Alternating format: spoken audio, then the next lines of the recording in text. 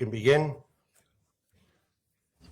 Some of our honorees tonight actually have council meetings, so we're trying to get through this so they can make their own council meetings.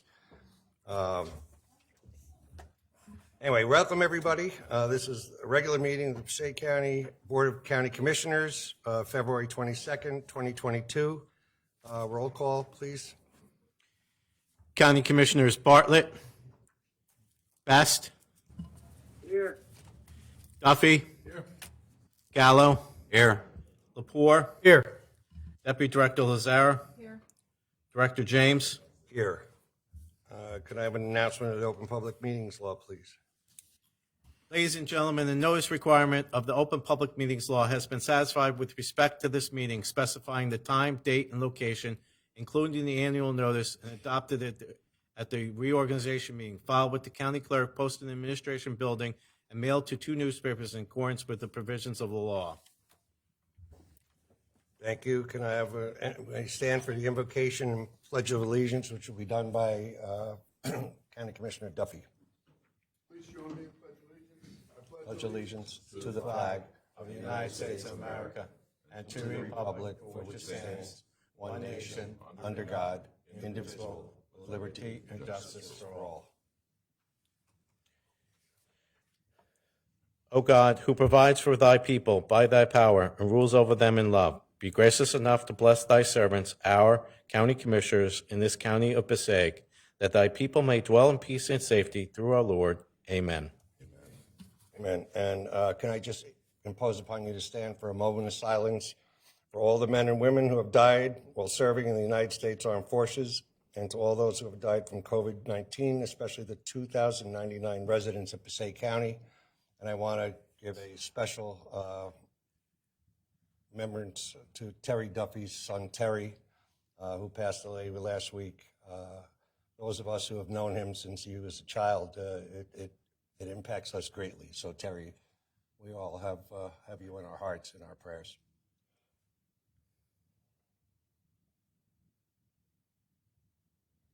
Thank you.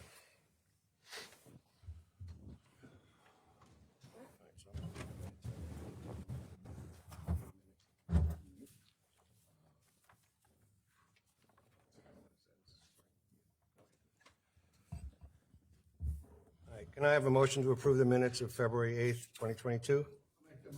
Second. Roll call, please. County Commissioners Best. Yes. Duffy. Yes. Gallo. Yes. Lepore. Yes. Deputy Director Lazara. Yes.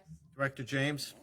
Yes, let me just get this out of the way. We're going to approval of the proclamations, please. Can I have a motion? I'll move it. Is there a second? Roll call, please. County Commissioners Best. Yes. Duffy. Yes. Gallo. Yes. Lepore. Yes. Deputy Director Lazara. Yes. Director James. Yes. I'm going to now turn this over to our administrator for his administrator's report and everything else we're going to do prior to the meeting. All right. Thank you, Director.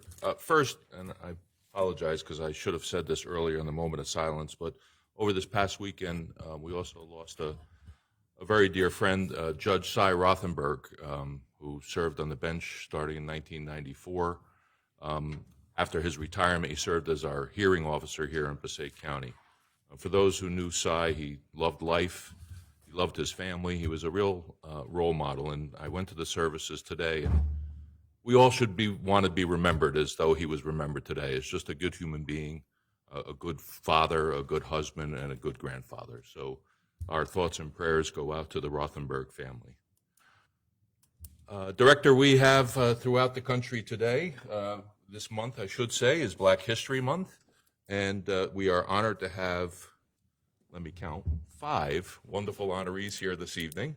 I know Commissioner Best, my apologies, is on the phone. Commissioner Best, do you want to say a few words before we start in with the proclamations of the honorees? Yes, thank you so much, and I'm going to yell so that everyone can hear me. I apologize for not being there in person, but I am definitely there in spirit. It gives me great pride to be able to honor some of our colleagues on the municipal level.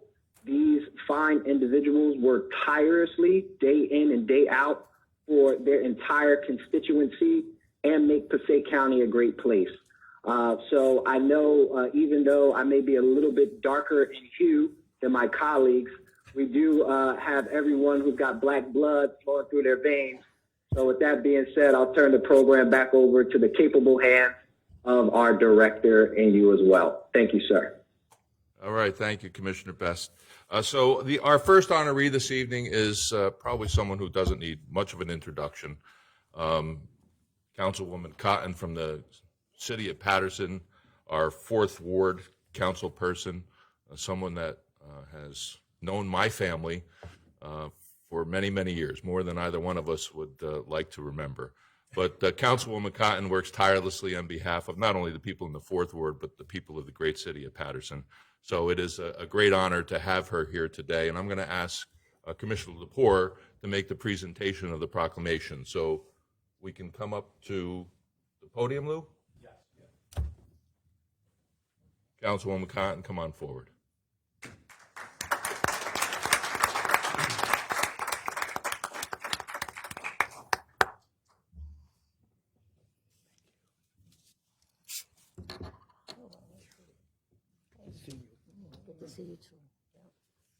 Okay. First of all, it gives me a great pleasure and honor, and I'm humbled by the opportunity to read this proclamation about a person from Patterson who gives every day, gives her lifeblood to Patterson, cares for people. You can't ask for a better representative or a stronger representative or a representative who cares about the community like Councilwoman Ruby Cotton. Whereas the month of February has been designated Black History Month, and in recognition of unbounded contributions and achievements made by exceptional African Americans that shaped and continue to shape our nation and the county's rich history and bright future, the Board of County Commissioners of the County of Passaic deems it fitting and appropriate at this time to honor and recognize Ruby N. Cotton. Ruby Cotton currently is serving on her 3rd term as the 4th Ward Councilwoman for the city of Patterson, where she is committed to her constituents, deeply rooted in her community, and has worked tirelessly to create opportunities for her community. Ruby Cotton's 45-year life journey with her late husband, Edward L. Cotton, has made her who she is today, and his accomplishments in serving the former city of Patterson's 4th Ward Councilman, Patterson DPW Director, Deputy Mayor, to then Mayor William Bill Pasquale, and being a world-renowned boxing referee with the International Boxing Federation, continues to inspire her and the community. Together they have 3 children, Candace, Danielle, and Edward III. Ruby Cotton was the first African-American woman to be the mayor of the city of Patterson and the first African-American woman to be appointed as an executive board member to the New Jersey League of Municipalities as a Passaic County representative. Ruby has served the Patterson City Council, as Patterson City Council president from 2017 to 2018, and also is a member of the Passaic County Democratic Party, county committee member for the 4th Ward, and has served as committee chair for the following committees. You ready for this? Yeah. Public safety, community development, education, finance, human services, street naming, planning board, youth services, economic development, legal, public works, and Patterson Restoration Corporation. An amazing resume. Ruby served as an executive board member of the NAACP Patterson chapter and is a Bronze Life member of the NAACP, second vice president to the Passaic County African American Women Incorporated, and life member and treasurer of the National Council of Negro Women. And Ruby Cotton has worked with the Patterson Education Fund, is a member of the American Temple number 258 Elks, is a member of the Patterson Public School District Literacy Team, served as the team leaders for the State of New Jersey Bethune Heights Recognition Program, and is a member of the Jumpstart Community Action National Action Network. Serves as secretary and also serves as secretary to the Passaic Valley Water Commission. Ruby Cotton has been involved in many causes throughout the county of Passaic and has brought honor and prestige not only to herself, but to Passaic County as well. And the Board of County Commissioners of the County of Passaic would like to express its gratitude and appreciation to her for her distinguished service to the community.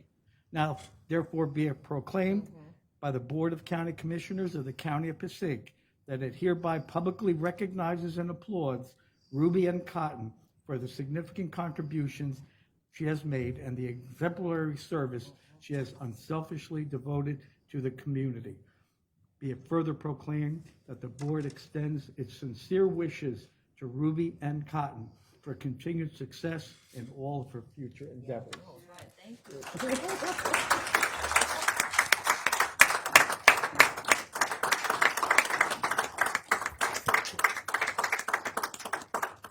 First, I would like to give honor to God, because without him, I would not be standing here today.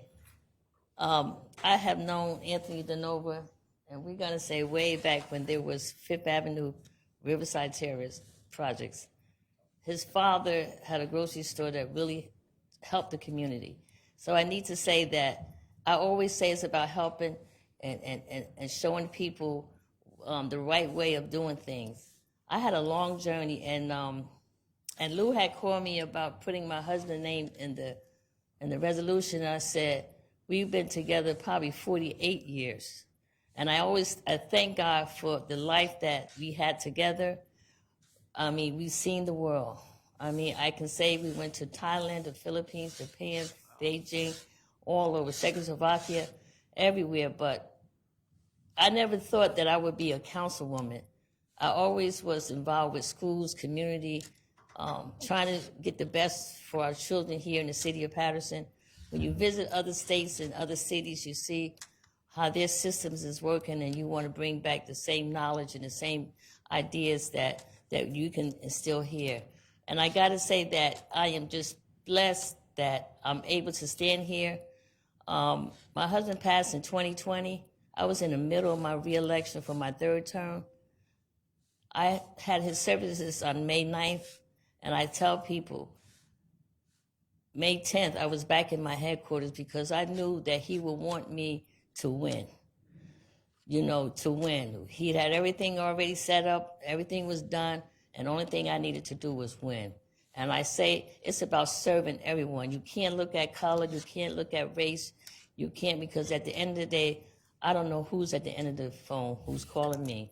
I don't know what you look like, I don't know your religion, I don't know your race, I don't know your ethnic group, but you're calling me for help. And I always say, it's instilled in me from working on the farm. We had to take care of each other. If I ate, you ate. If I had clothes, you had clothes. So that's my mentality of still thinking and still doing the things that I need to get done.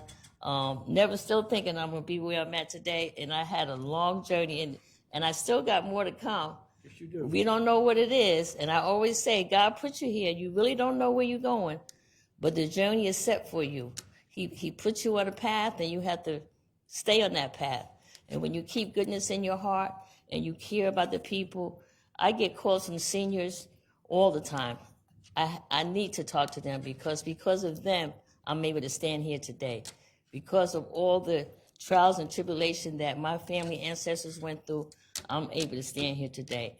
And I hope that I belong to those women groups, that I'm bringing someone up behind me to take over when I'm not able to do it anymore. But I want to say I'm honored to the Passaic County Commissioners, to everyone. I appreciate it being recognized for Black History Month, for the city of Patterson, for the city council. And I want to say, my daughter's a school teacher and it's winter break. So of course she ain't here, but because it's winter break. But and I can't be mad at her because they be looking forward for them breaks sometimes. But my daughter Candace and my Eddie wasn't able to get off of work, and my other daughter Danielle wasn't able to get off. But I have my aide here with me, Anna. Thank you, and also all my council members here. You know, it's about working together. You know, I can call Terrence Love in Passaic if I don't understand something. I can call Robert Artis in Prospect Park if I can't understand.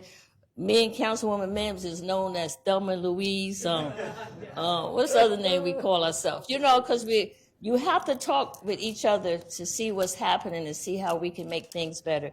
This new councilman here, I'm not quite sure, but I know we're going to get a chance to talk and to be together to see how we can improve everything. It's so important that we work together to make things better. You know, I always say it's not an I, it's a we. And we together can do so many good things. And again, to the commissioners, to everyone, I thank you for recognizing me today. It is truly an honor. I've been knowing you guys for a long time, but I've just been around. It's so important. I've been around, and it's not like I wanted, you know what, people wants to be elected, but I didn't want to be elected. I never thought about it. I followed Councilwoman Ames. Me and her have been together for 25 years. And when she decided that she was not going to run, she said, Ruby, you've been with me all these years. Why don't you decide to run? And that's how I came up of being a councilwoman in the 4th Ward.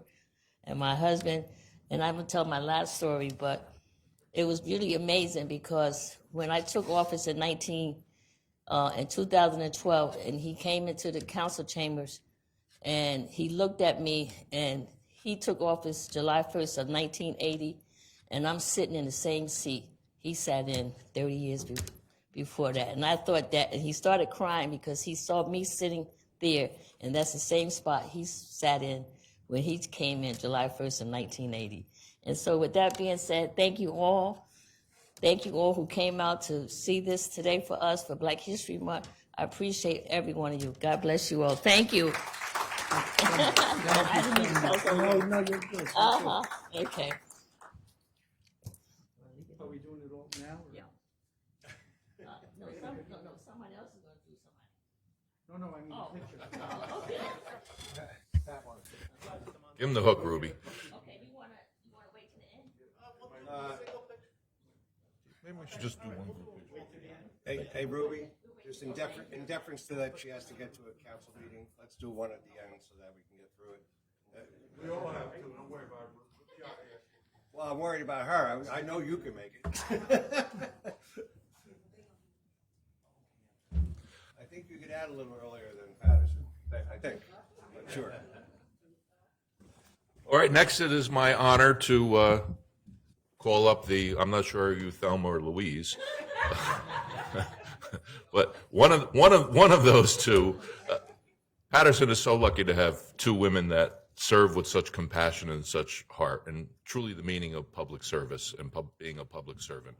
And it is my honor. While I don't know her as long as I know Ruby Cotton, I feel like I know you for a lifetime, Councilwoman Mims. You have done a great job here in the city of Patterson. It is such an honor that you're part of my life and all of our lives. So I call upon Commissioner Duffy to make a presentation to Councilwoman Mims. Come on, young lady. All right. You wore that dress for me, right? Absolutely. Green? You know it's my favorite color? Okay, let's see. Drop my name. First, we give you a medal. Thank you. Yes, my pleasure. Good evening, everyone. It's my honor and pleasure to present this to my Councilwoman Mims. Favorite. I know you're gonna say favorite. Favorite, of course. Oh, Ruby, you're my. I know, see? No, Ruby. So give me a truck, all right? I know. Whereas the month of February has been designated as Black History Month, and in recognition of the unbounded contributions and achievements made by exceptional African Americans that shaped and continue to shape our nation and country's rich history and bright future, the Board of County Commissioners of the County of Passaic deem it fitting and appropriate at this time to honor and recognize Dr. Liz Mims. Whereas Dr. Mims is a lifelong resident of Patterson, where she attended Patterson Public School number 21, Patterson Catholic High School, Eastside High School, and whereas Dr. Mims is a mother of 4 children and grandmother to 2 grandchildren. Nothing like being a grandparent. I know, Huh? It's the nothing like best. You can keep the kids. Yeah. Yeah. Whereas Dr. Mims earned her associate degree from Passaic County Community College, received her bachelor's degree in business administration and marketing from the University of Phoenix, completed her master's degree in 2007, and doctorate of ministry degree in 2009 from the Christian University, graduating cum laude. Let's pronounce that right. I think I did. I took law. All right, with a 4.0 GPA. Not bad, not bad. And received 8 awards for her outstanding academic achievements. Whereas Dr. Mims retired from the corporate arena in 2008, began adopting schools in the city of Patterson as a way to give back to her community. And whereas Dr. Mims became the senior pastor of New Beginnings Christian Outreach Ministries 2008, where she has a wonderful congregation of faith-filled believers. And whereas Dr. Mims in 2011 became an author and self-publisher of her first book, You Are Worth More Than That, which she believes will help people in all walks of life to realize who they are and what value they have become, to become a beautiful soaring butterfly. And her new book, Just Say It, was released in 2017.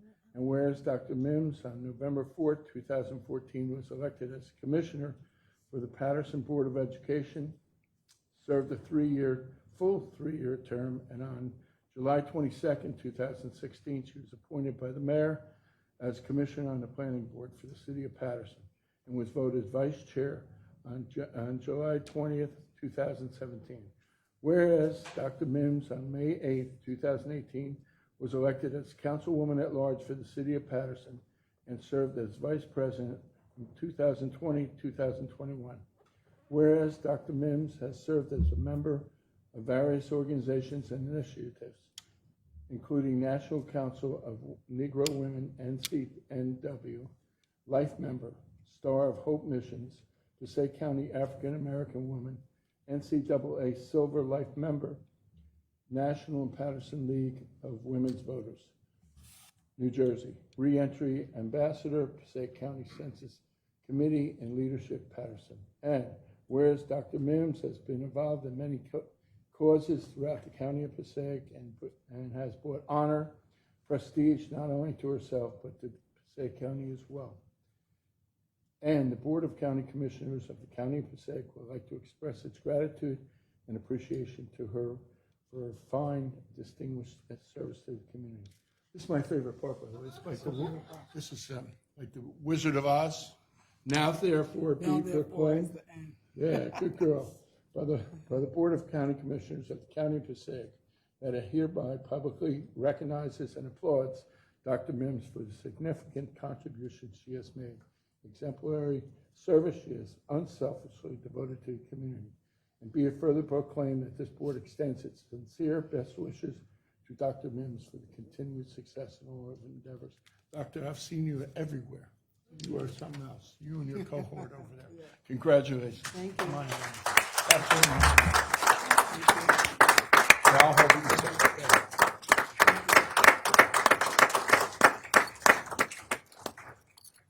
It is my motto that says it's a blessing to be blessed, but it's always an honor to be honored. So first, I have to give honor to God, because without him, I would be absolutely nothing. And to the county commissioners for Passaic County, I want to thank all of you. I know absolutely every one of you and have called you for almost everything. I got to get your number, Commissioner Gallo, to get on your nerves as well. And to Ms. Hill, I have to say to Ms. Hill for all that you do to make sure you keep the structure and the order to our clerk. And so I'll be brief. And normally when people say they're brief, they're long. But I'll be brief. Did you see the other councilwoman up here? We're going to get to her. I'll be brief. And so for me, it's an honor, because my story is this. My grandparents were sharecroppers in Lake City, South Carolina. My mom, she picked cotton and churned tobacco. They moved to Patterson in 1968 to better their life. And in 1969, December 27th, I was their Christmas present. And so for me, it has always been instilled to stand on the shoulder of all these amazing giants. My grandparents, my mom, my uncles, my neighbors, my cousins. And I'm always reminded when we come to the place of serving as your councilwoman at large, I remember Councilwoman Vera Ames, who was my babysitter, and used to always talk about making these outfits and all these wonderful things because one day I was going to be a councilwoman, and I said I would never do it. Reminded of Councilwoman Jessie Dixon, who was the first beautician that was ever allowed to do my hair, and sat in my living room and said the very same thing. You're going to be a councilwoman. Hi, county surrogate. And I said that would never happen. I'm also reminded of Councilwoman Maria Magda, who in 2008, when I started adopting schools, I adopted the Hispanic Multi-Purpose Center. And we would go in and do many things for the young ladies and transition them into housing and a better life and save so many of their families and work with her in the same very conversation. You're going to be a councilwoman. And I said to her, no. And so when you said that the last line of the proclamation was your favorite, it is the first word for me. And it says now. And now is the phrase that we all stand on because there are moments in our life when we say, I can't do it, and we wait or we procrastinate, but we need to do it now. When people say that we can't do it, Shirley Chisholm says, if they don't give you a seat at the table, bring your own folding chair and you do it right now. But then I look back and say, if we rearrange the word of now, then we would say, I'm not just doing it now, I won. I won for every person that said no. I won for every woman that could not do it. And myself and Councilwoman Cotton, we won on tonight because we are the first African-American councilwomen that have ever received this honor from the Passaic County Commissioners. Thank you, God bless you, and may heaven continue to smile upon you.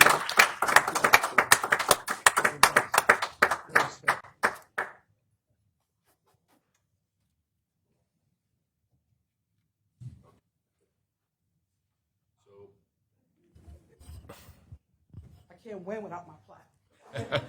It wasn't going anywhere.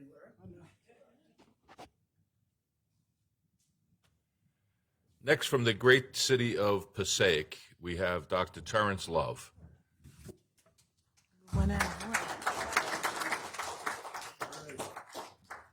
I was mentioning to Councilman Love before, you can't pick up the paper today and not see something great going on in the city of Passaic, and it is a true testament to the council's hard work, the leadership of Mayor Laura.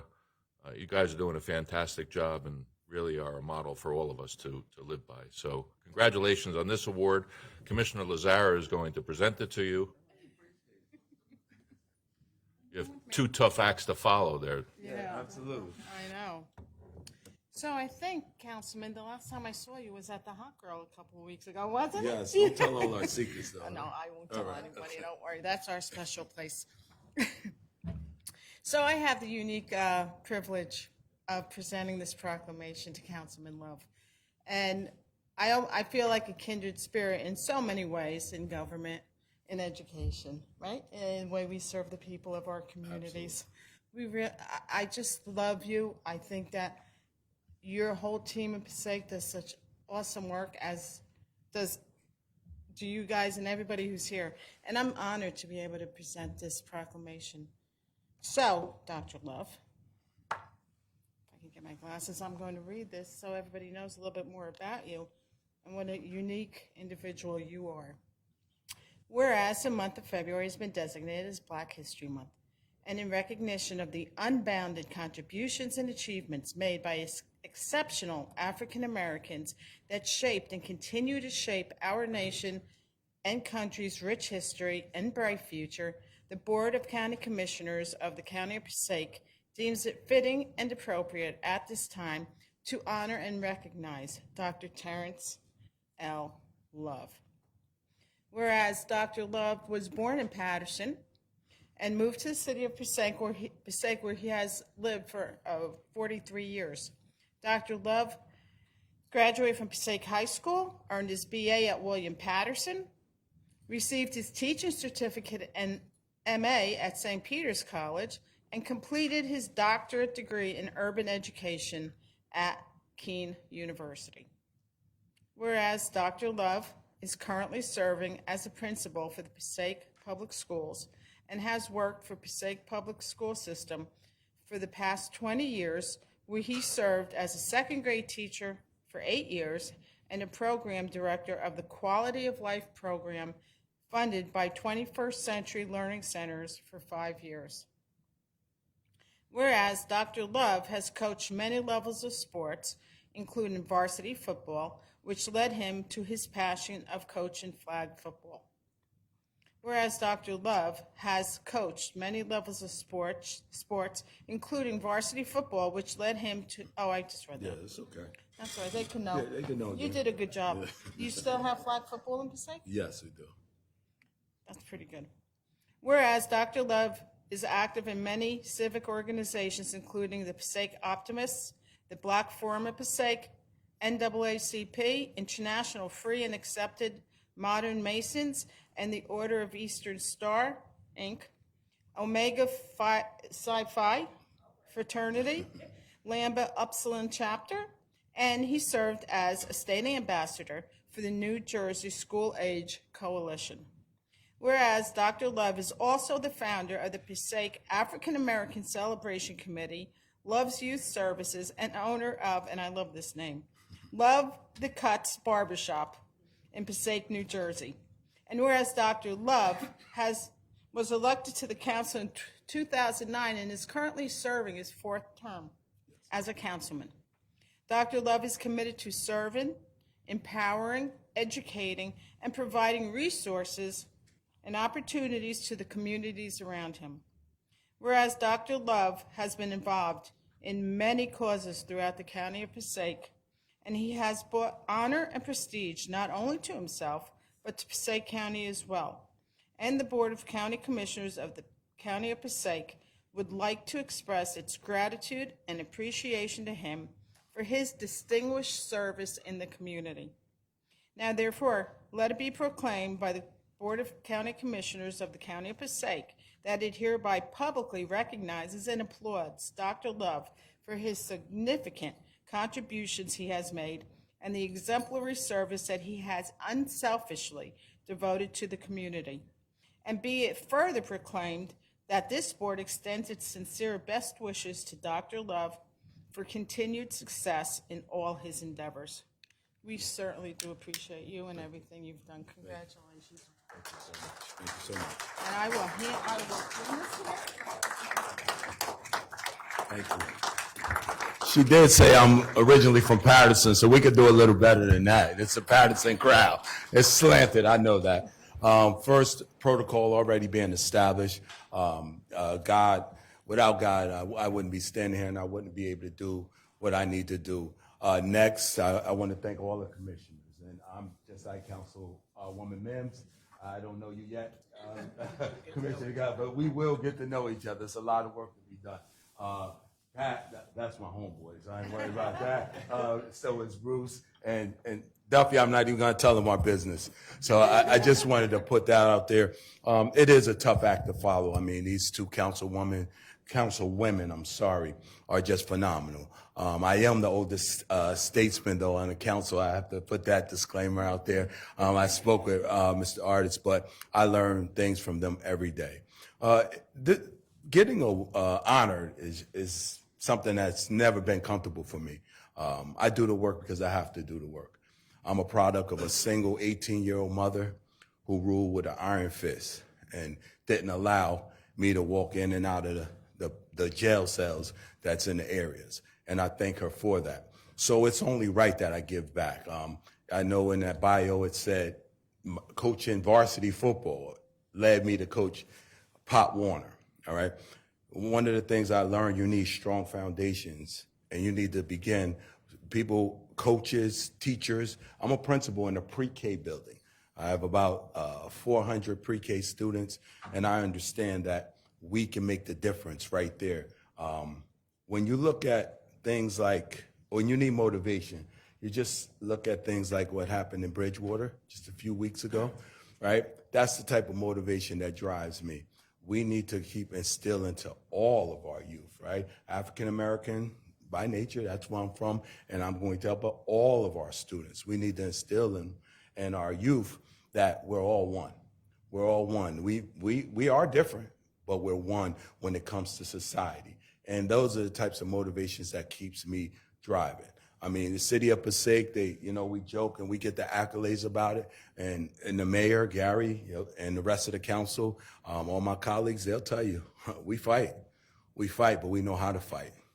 We know how to fight. We know how to pick up the phone and have conversations with each other, because citizens deserve people who understand how government should work and what it should look like.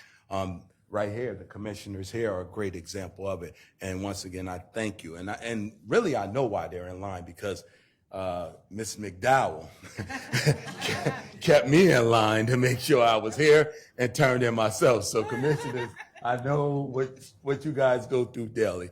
But again, I'm sure. But I am going to wrap up, and I'm going to say that all of us can do something. And when you get put in a position as an elected official where you have a platform and a voice, it is a sin and a shame if you don't use it properly. And the one thing I do is I lay down every night peacefully, knowing that I serve the youth. That's where it is. The seniors, right? Those two, that's where it starts. And everybody in between, I serve as well. But those are my passions. Those are my love. I just want to, once again, I want to thank the county for this honor. I don't take it lightly, although I just want to do work. I don't like being honored. I just want to do work. And I thank all of you for attending. We all have council meetings. Councilman Artis looked at his watch. That was a signal when I got up here. So thank you, Councilman Artis. Have a good night, everyone. Is Commissioner Best still on? Yes, and I just wanted to remind Commissioner Best that he made an awful mistake, and I belong to the best fraternity in the whole world.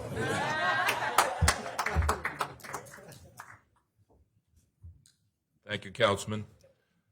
Our next council person is from the great borough of Haledon, as I like to say, one of our small but mighty towns here in Passaic County. Councilman Junior Morris, you want to step forward? Councilman Morris is a rookie as it comes to public servants, at least with this group, right? Starting serving in 2020, but he is certainly an up-and-coming star in public service, and we are very honored to have you here this evening, Councilman. And we are going to have Director Bruce James present you with the proclamation.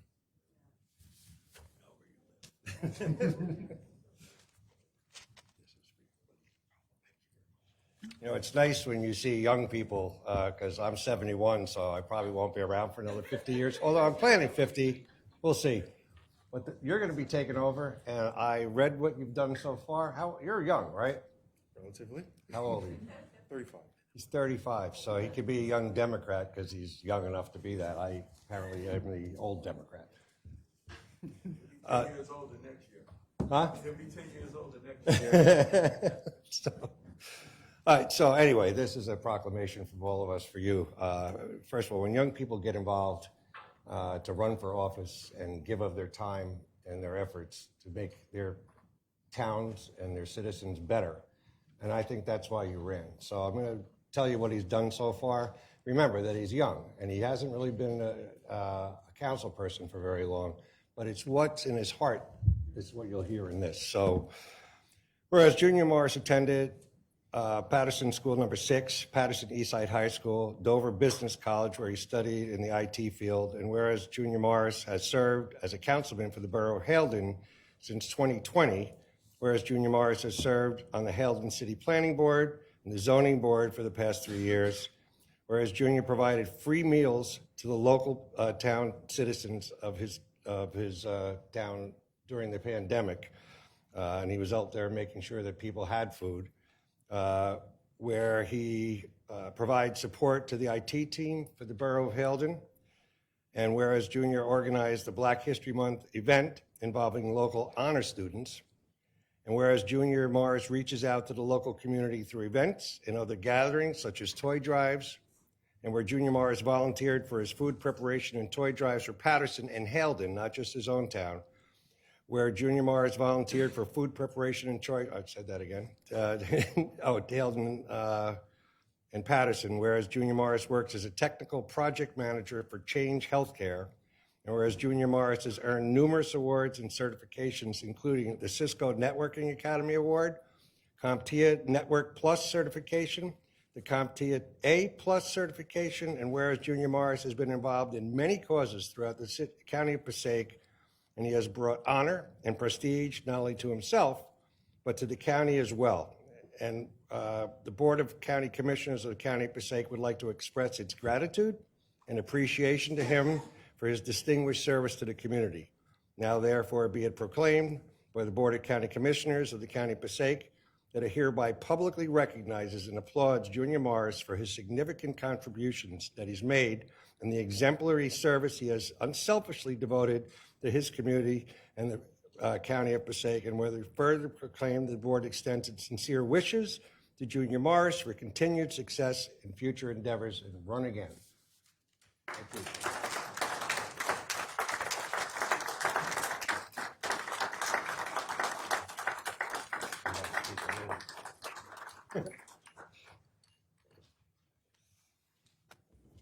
Thank you, Commissioner.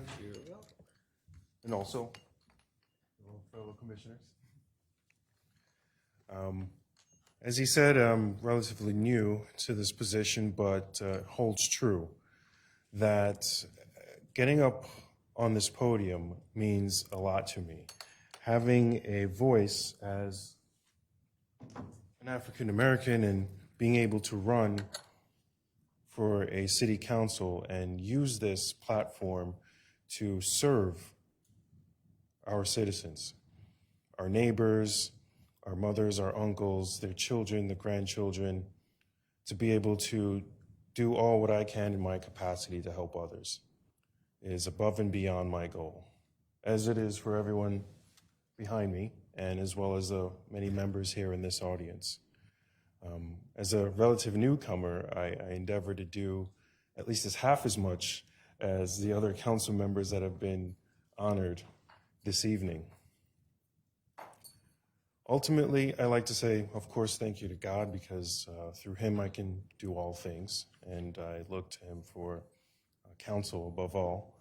And of course, Councilman Mims has reached out to me and given me her support as far as being able to mentor me or mentee me in moving forward, both the city of, or the borough rather, of Haledon, as well as a joint effort in our neighbor in Patterson, our neighbor in Wayne, our neighbor in Prospect Park, our neighbors in Passaic. Because we're in Passaic County, we're in this together, and been living in New Jersey for all my life, in Patterson for the better part of 30 years. And it is indeed a beautiful town. This is a beautiful state, the Garden State. And the garden which pretty much breathes the breath of life for all of us. We breathe out carbon dioxide. I know it's simple in photosynthesis, but it holds true. Where we live is very special and near and dear to me.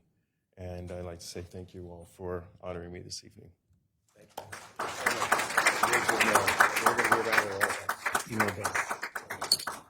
You know, I said to Councilman Cotton when we came in here, I've been around since 1968. So, you know, we went to William Patterson College. It was Patterson State at the time. And there was an open enrollment, which we really were glad was there and took advantage of. So many of the people that I went to college with are now members of society in Patterson. There were principals and teachers and doctors and lawyers, and they went and did what they needed to do in college. So when we look at people like this young man and TJ Best, that's what we were praying and hoping for, that the future held for us people from communities that were underserved, taking leadership positions and being so competent at it. So we're really proud, and you know, Councilwomen, this is what we thought the future should be, and it is. So I'm really very happy to be here today. And by the way, I just want to mention that we have our Undersheriff 1 from the Sheriff's Department, Gary Giordina, and our Deputy Warden Dixon. Thank you for showing up. Director, if you want to stay up there, and so Commissioner Best is going to make the presentation over the phone to Councilman Artis from our smallest but mightiest. And I always describe the councilman, that saying, speak softly and carry a big stick. That's really Councilman Artis. He's not a man of a lot of words, but when he speaks, people listen. And he has done great things in the borough of Prospect Park. So I don't think I can. congratulations on this honor, Councilman. Commissioner Best. He has it, right? Thank you. Thank you, Tony. Appreciate that introduction. You did the job for me, so now I don't have to waste everyone's time reading this guy's bio here. On a serious note, I'm going to say that it is an honor to be able to bestow this recognition on my father-in-law, who just so happens to be a councilman. Politically, he's more like a little brother, but in all honesty, he is my father-in-law, and I do look up to him and I admire him a lot. So with that being said, whereas Robert L. Artis is currently in his 4th consecutive term serving as councilman for the borough of Prospect Park, where he has held the position of council president twice, and whereas Councilman Artis currently serves as the chairman of the Prospect Park Public Works Committee, again, a lot like me, I told you he wants to be like me, is a commissioner on the Passaic County Film Commission, and has previously served as president of the Prospect Park Land Use Board. And whereas Councilman Artis works for the state of New Jersey, again, wanting to be like me, as a member of the executive management team for the Division of Developmental Disabilities and the Department of Human Services, and has previously worked as a legislative liaison for New Jersey Assemblyman Benji Wimberly. And whereas Councilman Artis holds an associate degree in marketing and bachelor's in business administration from Berkeley College, and whereas Robert L. Artis' most prized possession, again, same thing with me, his most prized possession, is his daughter, Kiana Best, who is currently a School to Careers coordinator at Passaic County Technical Institute, and is married to some guy named Passaic County Commissioner T.J. Best. And whereas Councilman Artis has been involved in many causes throughout the county of Passaic and has brought honor and prestige not only to himself, but Passaic County as well, and the Board of County Commissioners and the County of Passaic would like to express its gratitude and appreciation to him for his distinguished service to the community. Thank you so much, Councilman Artis. Thank you, Bruce, for being a filler.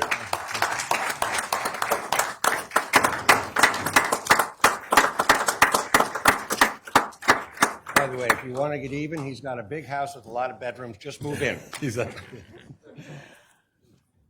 Thank you, son-in-law, for those nice words. You don't say nice words very often to me, so I appreciate that.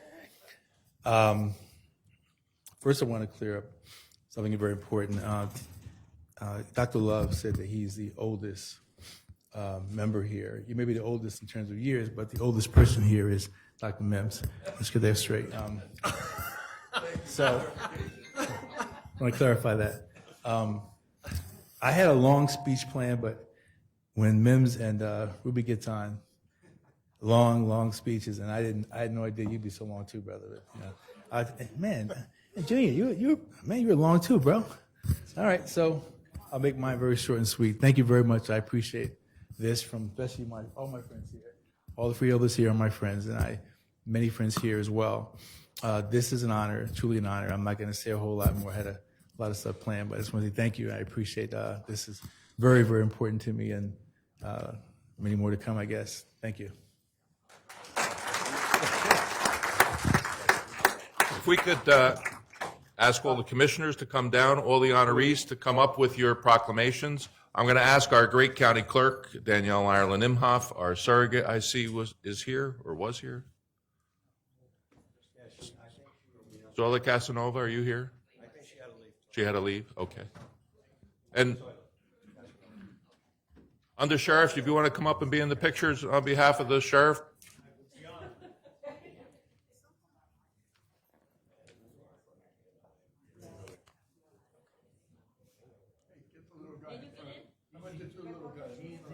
Let's get the two little guys.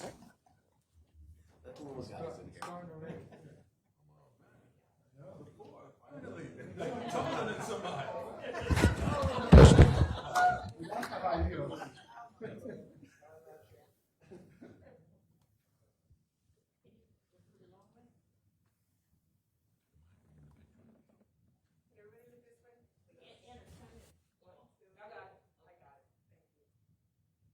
Congratulations, everybody.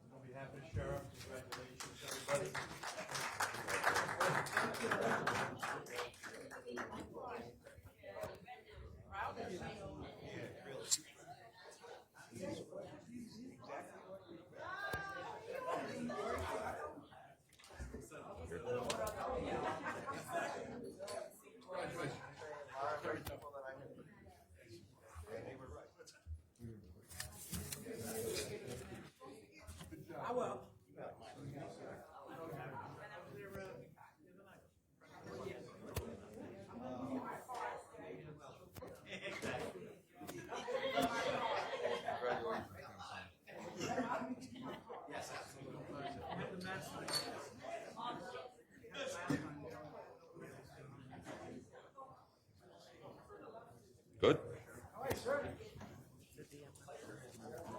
Hmm? Oh.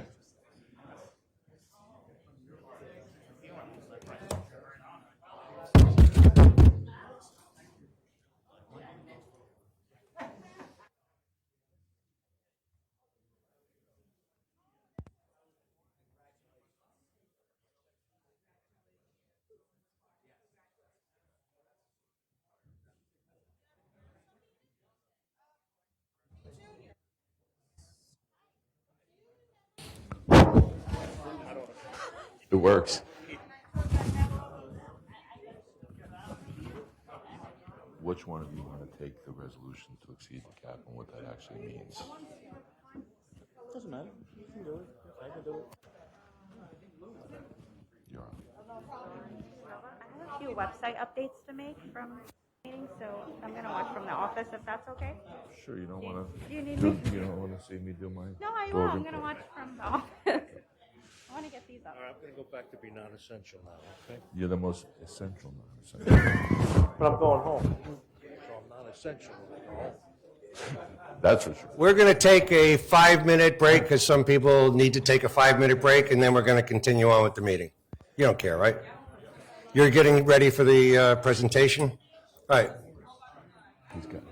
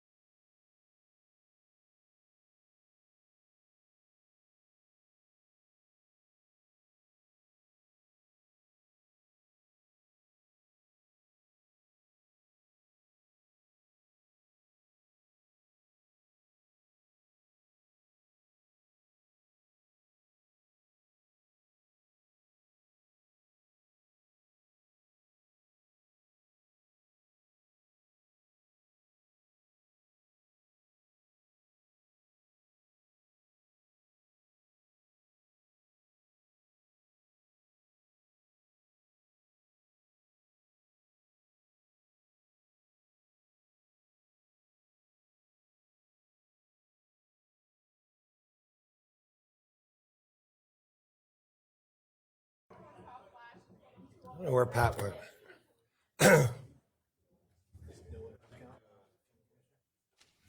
Well, listen, I asked for them to come back, but we're going to start, all right? You want to give them a couple of seconds more, or?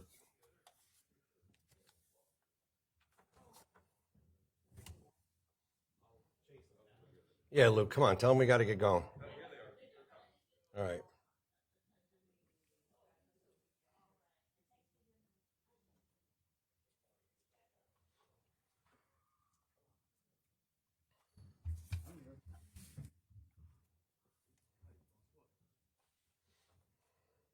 Yeah? Yes, it's working? Okay. Great. I apologize for my back to you all. Commissioners, good evening. As you know, tonight on our agenda is the introduction of the 2022 county budget. I am very honored to not have it up on the screens.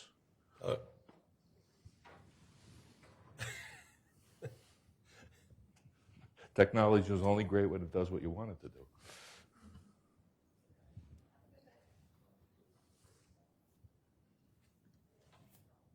There you go. Okay. Yeah.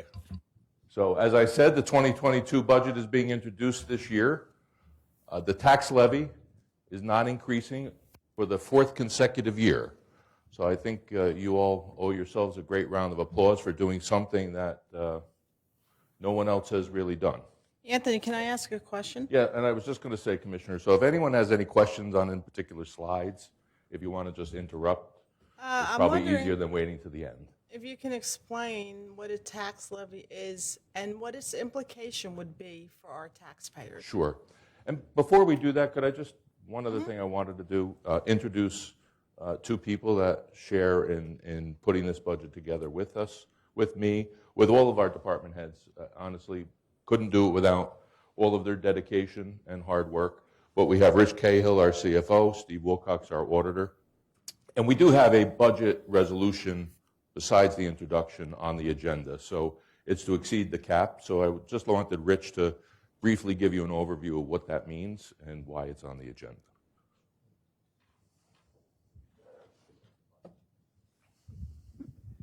So the resolution to exceed the cap basically is it'll.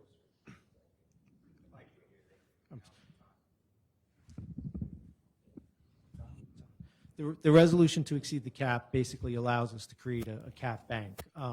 As Mr. DeNova just mentioned, our tax levy is not increasing, so we're not increasing taxes. But what it does allow us to do is it allows us to create a bank for future budgets. And should we be in a position in future years where we needed to increase operating expenses, or if we needed to increase taxes, it would give us the option to bank funds moving forward and provide us options. Okay, thank you, Rich. And I'm sorry, Commissioner Lazare, if you could just repeat that question. Of course. I was wondering if you could explain what is a tax levy and what is the implication of a tax levy on our taxpayers. So the tax levy is the amount that we collect from all 16 municipalities, all the residents in all 16 municipalities. As this slide says, for the fourth year in a row, that levy has stayed flat. If you don't mind, there's going to be a couple of slides later on that are going to answer the second part of your question as to the tax implication to the average taxpayer.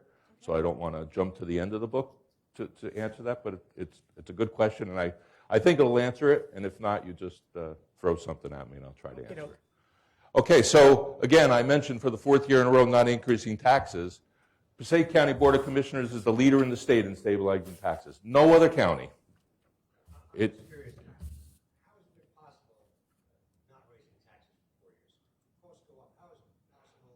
Well, that's a fair question as well, Commissioner. I didn't really think you all would be interrupting me like this, but I think one of those things you say, but you don't think anybody will actually do it.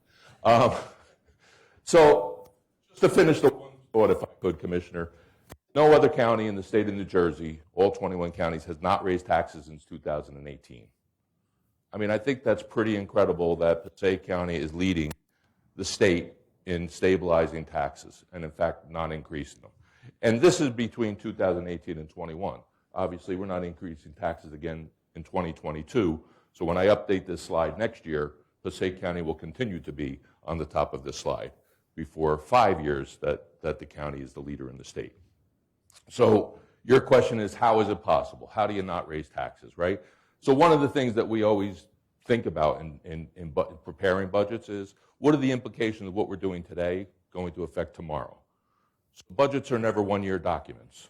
It's a living, breathing thing. Whatever decisions you make today affect the future. Well, this board and boards prior to you have made a lot of difficult decisions through the course of that time. Going back to 2009 when we closed the Youth Detention Center. That shared service agreement saved the county $10 million a year and continues to reap benefits by not having our own facility, similar to what the jail consolidation is going to do for future generations. So again, not raising taxes, if you're using gimmicks, one-time shots, it's never the right thing to do. But what we've been able to do, negotiate labor agreements with our unions that are fair to both, but is certainly not giving away the store. Negotiated give-backs on health benefits so that in the PBA cases, all of the PBA members had to come out of the most expensive health care coverage. In turn, we gave them a little bit more in salary, but that saves us money year in and year out. We got rid of Horizon Blue Cross Blue Shield, went to Aetna and their network. That's been reaping benefits by actually administering. Again, Commissioner Gallo, if there are things that, because we are self-insured for self-insurance, for our insurance health benefits, we're self-insured. So we were finding with Horizon that they weren't administering the plan the way they were supposed to, costing the taxpayers money. We changed the provider. We now have Aetna, and we're seeing the benefits of that. So it's all of those decisions, not one decision, but a combination of decisions that has allowed this to happen. Not all the decisions were always easy, right? When we closed the detention center, I think only Frielder, Duffy, James, and Lepore were on the board. It was tough. It's tough to sit up there and, people lost jobs. It was difficult. People who had, children and loved ones in the facility, were wondering how are they going to get to Essex County to visit their child or their grandchild or their niece or their nephew, whatever the case may be. So they weren't easy decisions, but they were decisions that we knew we had to make not only for then, but for the future. I hope that answered the question.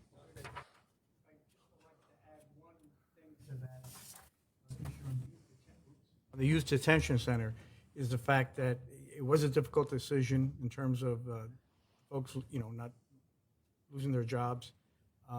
But we've also reduced the number of youths that were incarcerated dramatically. I mean, I think the average population was about 100 a day, and it was dramatically reduced. When we transferred the youths in 2009, we got down to about 100 youth offenders who were in our facility.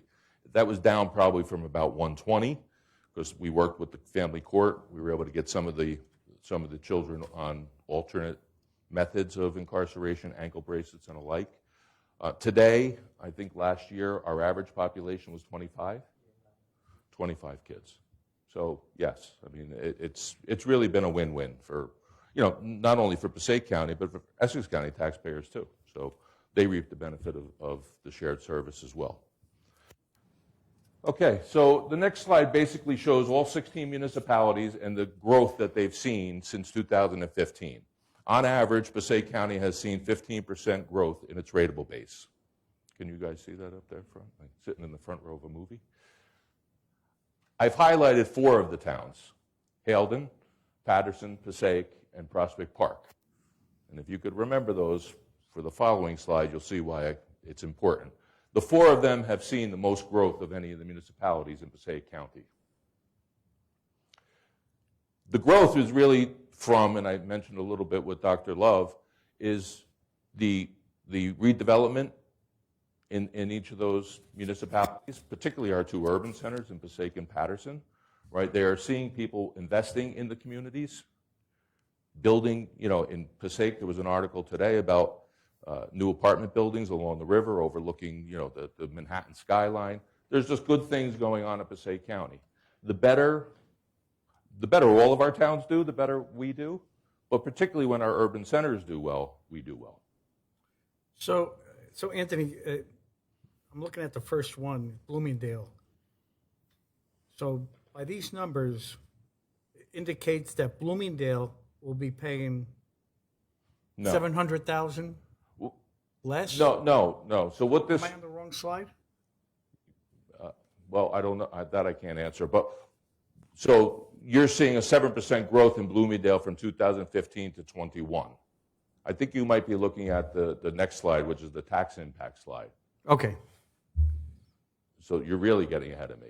But you'll see that, in Bloomingdale's case, they about $57 million increase in their value. All right, any other questions on that slide? All right, so again, remember Haledon, Passaic, Patterson, and Prospect Park. So we haven't raised taxes in now 4 years. From 18 to 21, all of the towns that you see in red negative numbers are actually paying less in county taxes in 2021 than they were in 2018. So I don't know of any other government entity that probably could say that standing before you, but in Passaic County we can say that on average, Bloomingdale is paying 2.73% less today in county taxes than they did in 2018. So in real dollars, that's 700,000. Yeah, I think that's without doing the math, around maybe a little bit less than $700,000 in Bloomingdale's case. And you could see there's only 5 towns that are paying more today than they were in 2018. And again, the way county taxes are apportioned, right, the better you do, right? So if you remember those 4 towns on the previous slide, right, Haledon, Passaic, Patterson, Prospect Park. If you look at the bottom 4, you have Passaic, Haledon, Patterson, and Prospect Park. Because they have grown more, they're now picking up more share of the county taxes. And virtually, Commissioner Gallo, you'll be happy, Total is paying the same amount in county taxes today that you did in 2018. Again, this is an average assessed home. So again, pretty remarkable that, it's great to say you haven't raised taxes in 4 years, but what does that mean to me and you, right? It means something.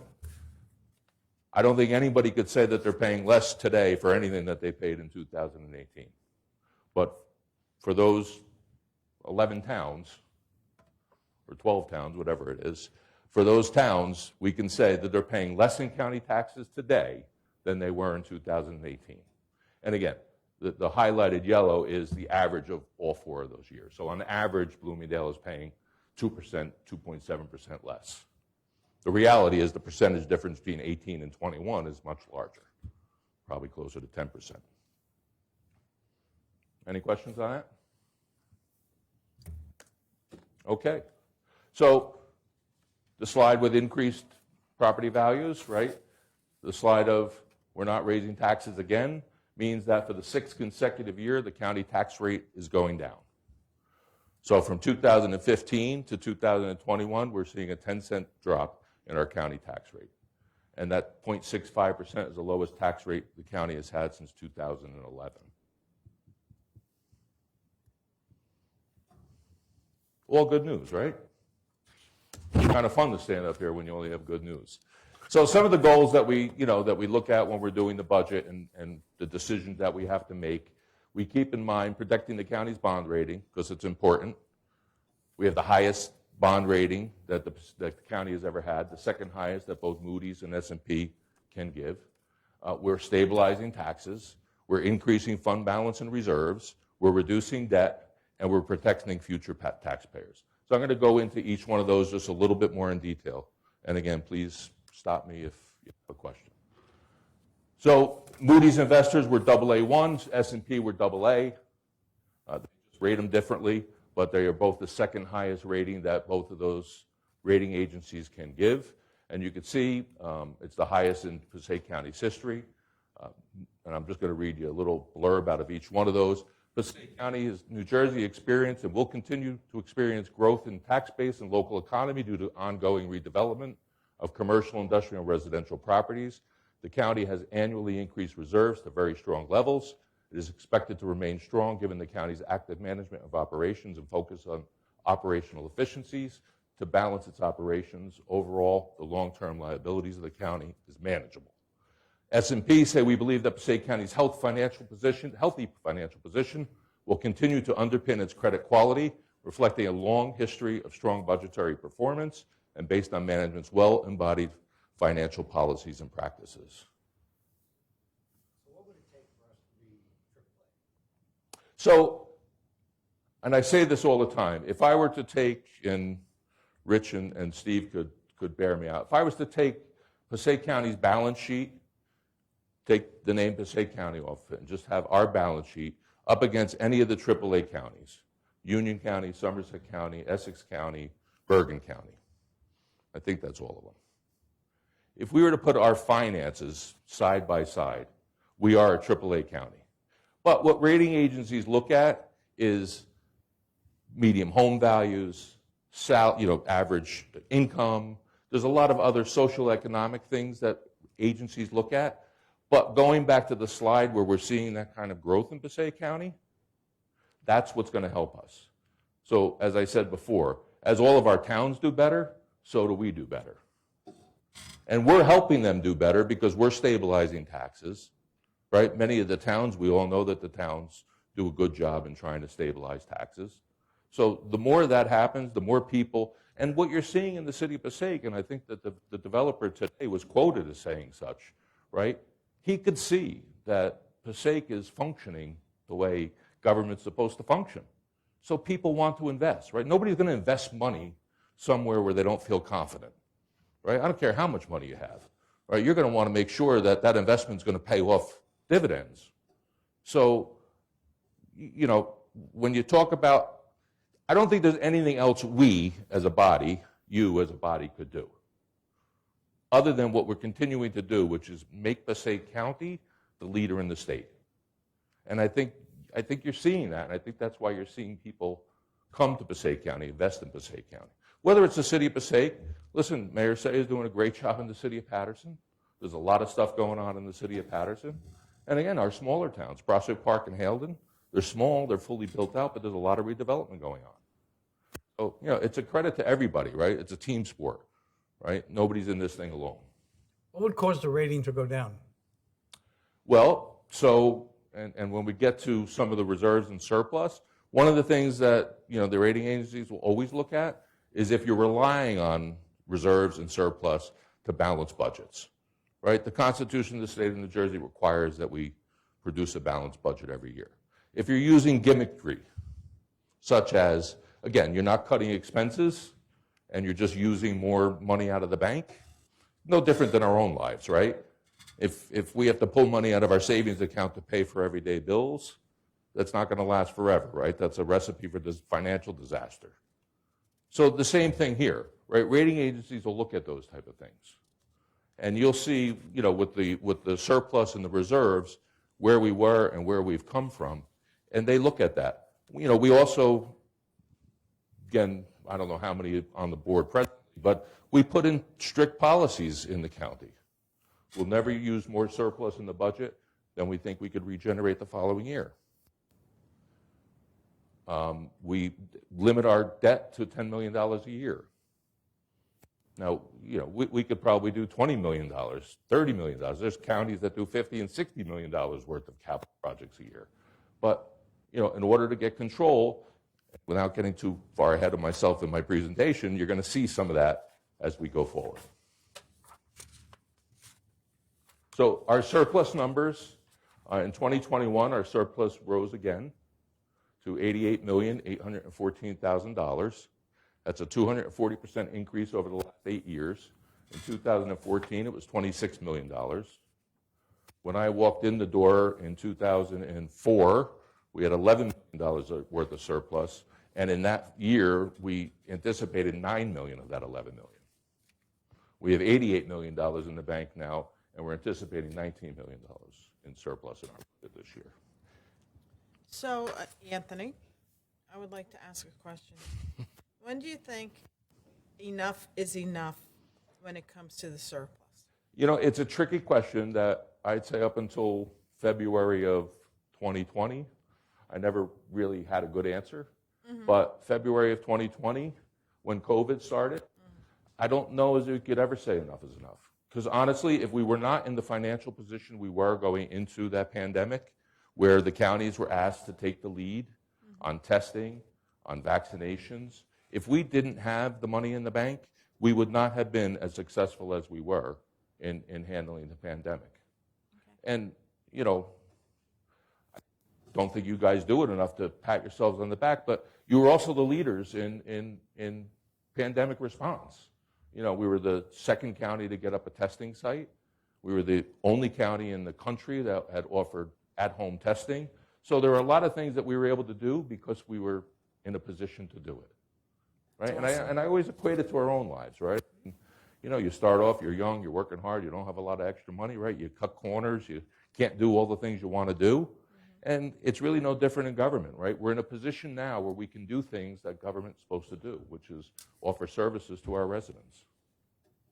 And provide a future for our young And people in this again, county. as I say, budgets are not one-year documents. So if you try to play games today, you're only going to pay for it tomorrow. And I think what we've proven by not raising taxes 4 years in a row, 5 out of the last 6, is that when you do it right, it can be done. Now, I'm not saying that Passaic County is not going to raise taxes again, but I'm telling you, when you do it right, it can be done. And I get that question statewide all the time when I'm at my state administrators meeting. How are you guys doing it up there? And I tell them the same thing I just told you guys. It's some tough decisions, you know, but they need to be made because that's what we're supposed to do, right? We're supposed to try to protect the taxpayer, but still provide services that the taxpayer expects. So our reserves, workers' compensation, health benefits, liability, again, we're self-insured for all of those. So just like insurance companies keep reserves on hand, we need to keep reserves on hand. That wasn't always the case. Again, when I walked in here in 2004, I would say if I had a column here 2004, you'd see a lot of zeros. Snow removal, cumulated absences, unemployment compensation. We have the old county pension fund and the mosquito control reserve as well now. So as you can see, we have $78 million in just those specific reserves. When you add in fund balance, we have $167 million. When I first came onto the board in 2005, we used to bond for everything, for our medical care, for workers' compensation, liability, the old pension plan that the county still has. We used to bond for all of that. And if we had a bad year, the bonding wasn't enough, we'd have to borrow more. We don't do that anymore. So how are we able to do that? Well, again, because you make the difficult decisions, right? We've been able to wean ourselves off of having to borrow money, pay interest on that money, and really not have a lot to show for it, right? So through the years, we made a conscious decision that we were going to start increasing how much, one, we put in the budget for those. So every year, on top of these reserves, you'll see in the budget, there's a line item for workers' compensation, I want to say $3 million, Rich, and liability might be $4 million or $4.5 million. We now fund the old county pension plan in the budget. So not overnight, we didn't get to those numbers, you know, we didn't switch the light bulb on, right? It took time to get there, but we basically now fund in our regular budget about what we spend each year on those type of things, right? We're a government, we get sued. That's just the nature of the beast. So we have to defend the lawsuits, and it costs us money even when you're right. We're not right? bonding for it, so we're not paying extra on interest for those Correct. things that we, okay. And we don't have to continually do more, because if we do get a case where we get a large verdict, right, we have the money. We're not scrambling the following year, which many, many times we used to have to do. Figure out how we were going to pay that, you know, that judgment, and still be able to do what we needed to do. So again, it's really all about financial flexibility. planning. right? The more flexibility you have, the more you're protecting the taxpayers not only today, but tomorrow. That's the key. That's this whole slideshow. If you take anything out of this whole slideshow, that's really what it is. It's the financial flexibility that you have put in place that has allowed the county to function as well as it has, and will continue to function well moving forward. And again, we'll talk a little bit more about some of that stuff. And even with that incinerator that was never built, and the money that's coming off Well, the again, top. when you want to talk about Commissioner Lepore's favorite topic, but debt, as you can see, since 2014, over the last 8 years, we've reduced net debt in the county by 20.5%, or $78 million. So we are paying off debt faster than we're putting it on the books, which again is a great thing, right? You have to have debt. You're not going to build bridges and pave roads, and we're putting more cash in the budget to pay for certain things without having to borrow. I think this year we have just slightly less than $3 million in the budget for what we call pay-as-you-go. But you're always going to bond for big items. I mean, nobody's going to have that money and take it out of the bank. Especially, we're living in historic times where you're borrowing money for very little. Which, by the way, another advantage of having a good bond rating, right, is that you get better interest rates. Again, no different than our own personal lives. If you have a good credit score, you get a better interest rate on your mortgage, your car, or whatever you're borrowing money for. So this is, again, to me, another huge pat on the back, right? So not raising taxes 4 years in a row, reducing debt by 20%, or $78 million, still providing all of the services that the public expects and deserves, right? Paving our roads, fixing our bridges, investing in our parks, our historic sites, all of those things that government is supposed to do, we're doing on top of all of the right things budgetarily and setting up future budgets for future generations. Now, I'm going to say something. And you're right. I don't want to say I won the bet, but I won a bet. Well, if you don't remind people how poor decisions impact you down the road for many, many years, just to remind everybody about this $4 million and change that we put into the budget every year to pay down this PCUA debt, which wasn't created by us, but we've taken the mantle, we've taken responsibility to pay it off because it's our job. But just so you know, you've heard the number 2038, the year that the last payment is going to be made. If you do the math, 4 times 17 years comes to about $68 million. So that's $68 million that we're paying for the mistakes of the past. But we're doing our job and we're making the payments on it. And Commissioner, for anybody who's watching at home, or again, Commissioner Gallo, I mean, nobody on this board was here when the Utilities Authority was created. But for those who don't know, it was an authority that was created. It incurred debt, over $100 million, with not a single asset. Today, we have zero to show for it, right? They were supposed to build an incinerator. They bought a piece of property in Passaic next to a school, next to a hospital. It was the most irresponsible action I think a government could have ever taken. But nonetheless, the taxpayers of Passaic County, this is now 1994, 95, the early 90s, that the county taxpayers have been paying that every single year.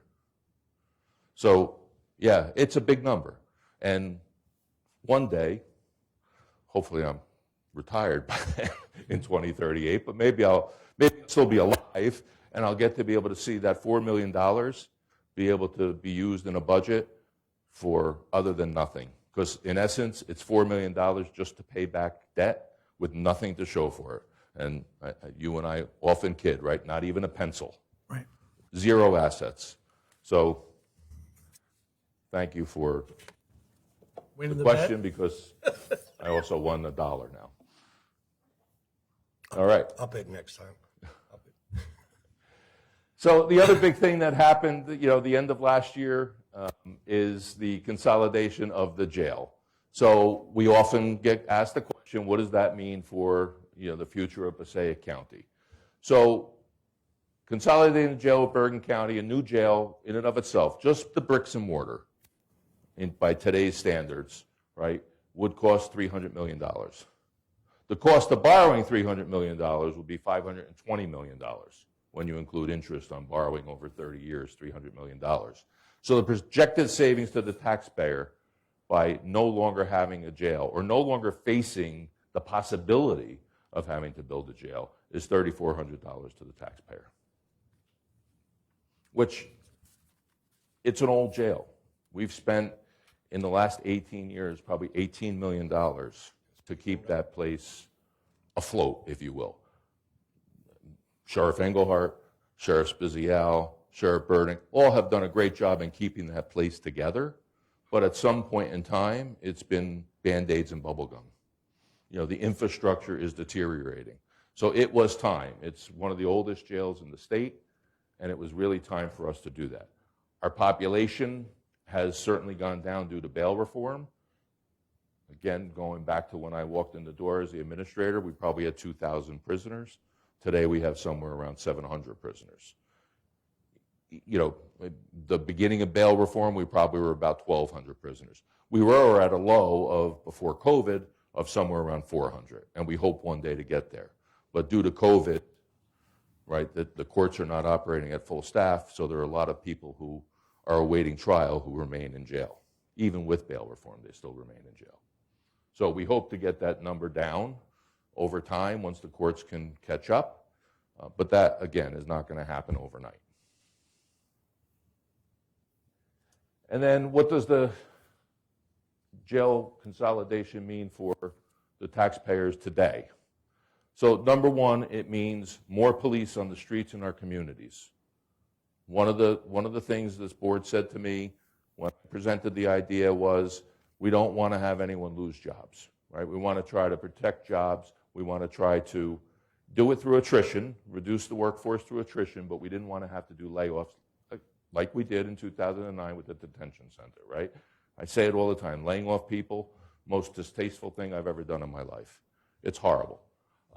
So we're putting more police on the streets in our communities, which will include transporting inmates on behalf of each of the municipalities. So right now, if a crime happens in Picketttown, Pumpkin Lakes, Bloomingdale, West Milford, they have to take a police officer off the road, drive them down to Patterson, wait for the prisoner to be, properly intaked, and then head back. In some cases, that could be hours. So they either have one less car on the road, or they're paying somebody overtime. Either they called somebody in to cover the shift of the guy that left, or the guy that left they called in to bring the prisoner, and they're paying him overtime. So not only going to benefit the county, but it's going to benefit the municipalities by those savings. Providing hospital coverage for local police departments. Again, this one is the big gorilla in the room, and every mayor that I have spoken to says the same thing. This is the thing that they're most excited for. Right now, if a prisoner even if the prisoner claims that they don't feel well, they have to bring them to the hospital. Again, the hospital requires that they're watched by armed personnel. Hospital doesn't have it. Who does it? Our local PDs. So this will be an opportunity where the sheriff will use some of that extra manpower and will take over watching those prisoners in hospitals. Tremendous savings. Again, either overtime or lost manpower, neither of which municipalities want to do or face. Sheriff is going to expand his crime scene investigation division, which helps our smaller PDs that don't have, a lot of investigators and detectives on the job. So we will be there to assist where they want us and when they want us, as well as, and this is another one in particular that I've gotten a lot of support on from local mayors, is expanding our EMS. So all of the towns that have volunteer EMS are all struggling with daytime coverage. It's harder and harder to get people to volunteer to become an EMS. obviously some towns are a little better than others, but it's getting more and more difficult. So we presently have two ambulances in the sheriff's fleet. He has trained EMTs. So we will provide where we can and on a, as need basis, coverage for some of the local towns when it comes to ambulance services. Now, like some of the ambulance services today, we'll bill insurance. We won't back bill if there's any difference. And that's the same that's happening today, right? I'm in North Halden. They rely on Patterson now because our volunteer ambulance disbanded. So Patterson will bill, but they won't back bill the patient. So we'll be able to use personnel that way and offset other costs by, again, reaping either insurance or Medicare and Medicaid, depending on the person's situation. And the sheriff is going to increase community policing, which would mean a patrol division in our parks, dedicated. Right now, he'll take a patrol car off the road, ride through the parks, give it a once-over, they ride out, they go back to their patrol. We'll actually have dedicated sheriff's officers in our parks so that everyone using our parks has a safe, enjoyable experience. And cut down on some vandalism. Kids will be kids, right? So we're always dealing with stuff in our bathrooms, and I'm sure Darryl Sparta and Steve Orsini will tell you that we're fixing toilets and sinks all the time in our parks. But it happens. There's no way to prevent kids from being kids, or sometimes adults from being adults. We'll increase walking patrols in all of our communities, which again, I think is what we're hearing nationally, right? That we want to see more community policing. We want to see more interaction with our police officers in our community. There's a better understanding and that they could de-escalate situations as opposed to escalating them. And I think the way you do that is building better relationships. And that's what I think increased walking patrols will do. And then we have our Hope One van. I know this is near and dear to both Commissioner Lazara and Bruce James, which is on the road to combat opioid addiction and crisis. So we'll be able to have that van out on the road more in our communities to help more and more people who need it. And again, our clerk to the board in his prior life was head of our addiction services here, and he will tell you that it's difficult for people who are looking for services when it comes to addiction. It's hard.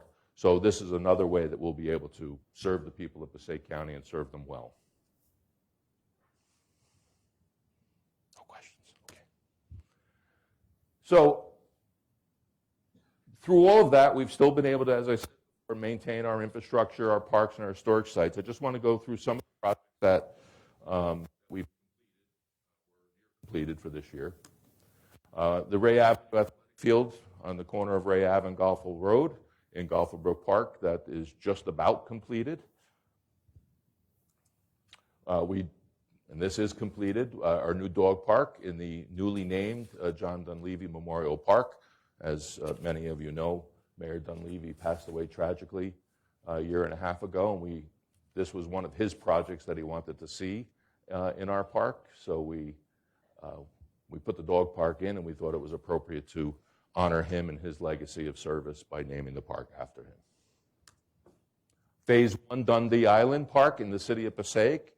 What you're looking at on the screen is Dundee Island Park in the city of Passaic. I encourage you, if you haven't seen it, to go see it. It is incredible. If I showed you this prior, it was just dirt. There was nothing else. There was homeless people, addicts, prostitutes. It was just awful.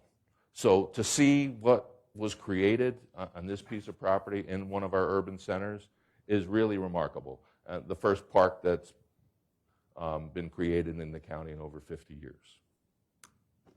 Phase 2 Weaselbrook Park improvements in Clifton, which were walking paths and lighting, and Phase 1 Rifle Camp Park improvements, which included upgrades to all of our bathroom facilities. We put in a dog park at Rifle Camp Park as well. Again, I know that was big to both Commissioners Lazar and Lepore. We put in playgrounds. What else am I forgetting, right? And a warming shelter, right? So actually two, I guess, was it two different playgrounds? One on each side, right?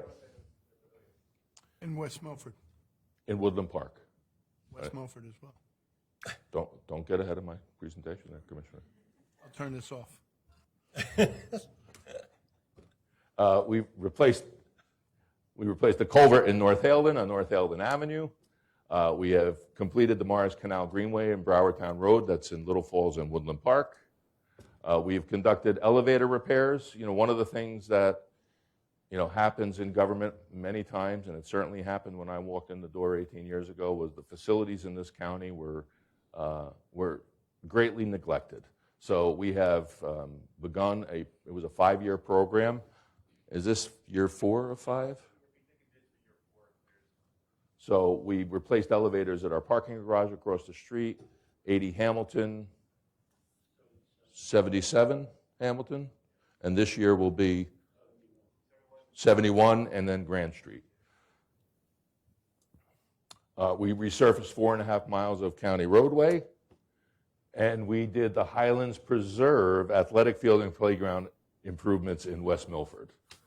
And when we say improvements, they were improvements. I mean, that's another little, if you didn't see it before, I mean, you'll appreciate it when you see it, but to have seen it before, and Commissioner, I know your children played on those fields. My sons played on it just today. It went around here. Sean. Yep. I mean, it really, Couldn't believe it. Yeah. it really turned out Great job. fantastic. Great job. And then these are also projects that are projects in progress for this year. Some of them may be completed this year. Some will fold into 2023. We are replacing the Fairlawn Avenue Bridge that connects Fairlawn and Patterson. Those are jointly owned bridges, so it's a jointly owned bridge between Bergen and Passaic County. But then we have agreements on maintenance and repairs. So Fairlawn is one that we were responsible for. Reconstruction of Hamburg Turnpike and Alps Road. I believe it was the last meeting that we awarded the contract for that project. So that should be getting underway in another month or 6 weeks, I guess, depending on our weather. We'll have a pre-construction meeting sometime, I guess, in late February, early March, and begin that program. That's going to be jug handles. It's a big project, and one that we've worked on for a very long time. We will resurface 12 miles here countywide. We are underway restoring Lambert Castle. We've had some delays. Kelly Raffel, our Director of Cultural and Historic Affairs, is here. So we've had some delays due to getting materials, particularly the windows, but I believe they came in or are coming in. No. They're coming in? They're coming in. So that project is well on it. It looks great. We did a tour a couple weeks ago. Kelly was kind enough to set that up, and it really looks great. We're in process of doing the Spruce Street Bridge by the Great Falls, widening that. It's going to be fantastic. We are going to be doing the Rifle Camp Amphitheater in Woodland Park. Now, that's a project with the community college. No, I'm sorry. I'm wrong one. The amphitheater, which exists, is an old amphitheater, which we're going to replace with a new amphitheater and have some natural seating. It's kind of in a well, so there's natural seating. We're going to do natural seating, lighting. It's going to be beautiful that we'll be able to do concerts in the park. And the other project I was talking about was the Nature Center, which I don't think is on my list because technically it is a community college project, which will be a learning facility. It'll really be an offshoot of Passaic County Community College. They will hold classes up there that are relevant to nature and earth sciences and geology and all of those wonderful things. And it'll be at our use as well. So it'll be a dual use, but there was a bond issue, I guess, in late January with a second reading last night. Community colleges have Chapter 12 bonds, which the state pays for 50% of the principal and interest of those bonds. So it's a great, opportunity for the community college and us to partner at a much cheaper cost than it would if we were to do it on our own, or if they were to do it on their own without Chapter 12 funding. Garrett Mountain Phase 2, Patterson, Clifton, and Woodland Park. So we are doing up on the ridge at Garrett Mountain. There will be playground equipment We're putting in a brand-new bathroom up on the top of the meadow area. Bathrooms are always something that, we need in our parks. Garrett Mountain, if anyone's ever been there on a beautiful day, even sometimes a not-so-beautiful day, it is packed with people. So this is going to be a great opportunity. I will say, and I want to give thanks to both Governor Murphy and our legislative team, the governor in last year's state budget put in $3.4 million of a direct grant to Passaic County for this project. So this is being funded through the state budget. Our Highlands Rail Trail Phase 1 up in Wanacue. It's another unique project that I think once we get it done, people are going to really enjoy that. We are in the process of replacing the Kingsland Road Bridge in Clifton. Anyone has? The inconvenience is temporary. Yeah, that's what I The tell fix everybody. is permanent. They get it. I get stoned, but Same thing. That's a road culvert in Wayne. That's near Black Oak Ridge Road. We are going to be hopefully doing the Peckman pedestrian bridge crossing in Little Falls. And we have a new storage building up we have a shared service with the Township of West Milford. We have a salt dome that we share together. And this is a storage building that's being built up there as well. And we also currently have the replacement of the Two Bridges Road Bridge, which connects Wayne and Lincoln Park. Again, another one of those jointly owned bridges between Passaic County and Morris County, and another one that we have jurisdiction over for repair. So, basically, that is my presentation for this evening. I would ask if you have any questions, but I'm tired. But again, if there are any other questions that anyone has this evening, or if anyone has after this, I am certainly available to talk to anybody about it itself or my presentation. If not, I'm going to shut up. I and just take my want to seat. say that this is a great budget. You did a great job explaining it. I thank our accountant and our CFO. You guys did a lot of work on this, and it's amazing what you. Yeah, it really, Commissioner and I appreciate it, and listen, I couldn't do it without everybody. It really is a team event, right? And it really does start with all of our elected officials and all of my department heads who every year get that letter in sometime around June to say that, your budget submission is going to be due in September. They have been, trained now, I guess, right? So we ask them to keep expenditures as flat as they can. And it's difficult right now because, things are costing more. So we're actually, asking them to do more with less. Even though they may be getting the same amount of money, the dollar isn't going as far, right? So it's been difficult, but they've all been great. And honestly, if not for them, if not for all of you and our constitutional officers, it's a great partnership, and we've been able to do a lot of great things here. So I thank each one of you. I thank all of my professionals, and I certainly give a great round of applause to all of our department heads who do a fabulous job day in and day out. It does take And have to put up collaboration. with me. So. thank you, Tony. Thank you guys very much. I thought you had to go somewhere. Well, now it's over. So you go. Thank you, Okay. Steve. Thank That's you, all Steve. that I have, Director. All right. That's As We'll if move it's on not to enough, right? I guess we'll go back to the agenda.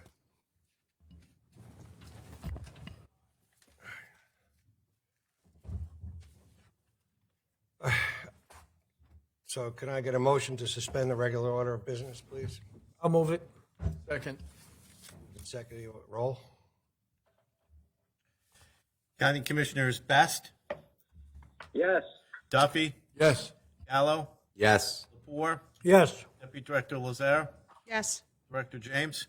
Yes, we have two budget matters. So J1, Lou, you want to read it? Yes.